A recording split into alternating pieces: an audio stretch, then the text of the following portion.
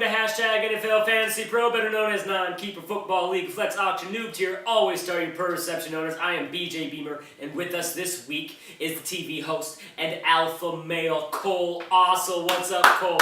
Cole, I'm so glad you are here this week because this is such a crazy season of fantasy football, and we need you here to stabilize the situation for us. BJ, just like that, the squat rack at the gym, I'm going to spot you real hard. Don't you worry about it. Thank you, Cole. You make me look so good, and that's what a spotter does. I appreciate that. Now, look, we got players getting injured left and right. We got the Washington Redskins running backs that aren't named Alfred Morris blowing up every week out of nowhere. Then we get the Packers finally get a running game only to lose their passing game. It's madness, I tell you. It's very hard to keep up with. Now, I got a question for you, Cole. What do these fantasy owners do in this final stretch of the season? Well, there's a couple things they can do. One, they got to handcuff their studs. Yeah. Just like you do when you go out with a date, on the weekend, you get a backup just in case. You already have the reservation.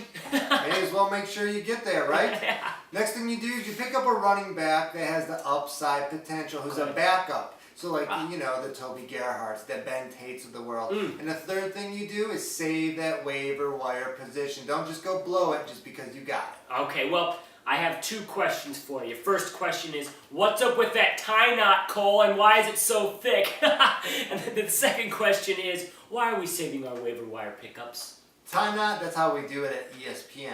And the reason you save that waiver wire pickup is because look at the guys that had big game this past week that people are picking up, right, on the waiver wire. You got Riley Cooper, Greg Little, dare I say Darryl Young, Jericho Cotchery, amongst others. They had big games, but you know what?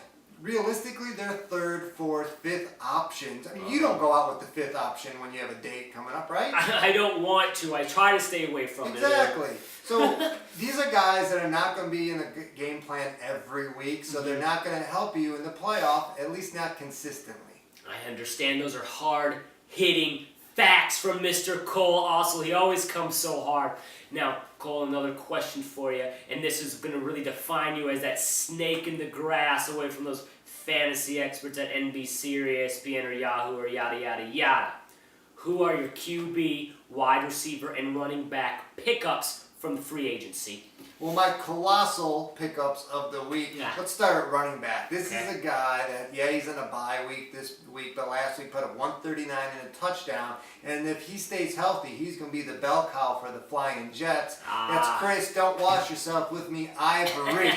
Receivers, you got a guy that up in Seattle who's going to play well this week against the Falcons because they can't stop the slot position with no Percy Harvin. Look at Doug Baldwin to be there for you. And let me ask you a question here, BJ. When you need help, who do you pray to? Who do I pray to? My mom would probably tell me to pray to Jesus. That's right, JC. JC? So now you're looking at Jason Campbell, the Browns. I mean, this is a guy the past 2 weeks, he did well against the Chiefs, the Chefs. He did well this past week against the Super Bowl champion Ravens. If he had a running game, who knows what kind of stats he would put up. Boom! There you go, the colossal pickups of the week. Cole Ossal coming at you with the hard hits. Thank you so much for joining us on Week 11. Hopefully we can get you back in here before the season is over. Guys, check in next week. #NFL Fantasy Pro. Same time, same channel. Bye-bye.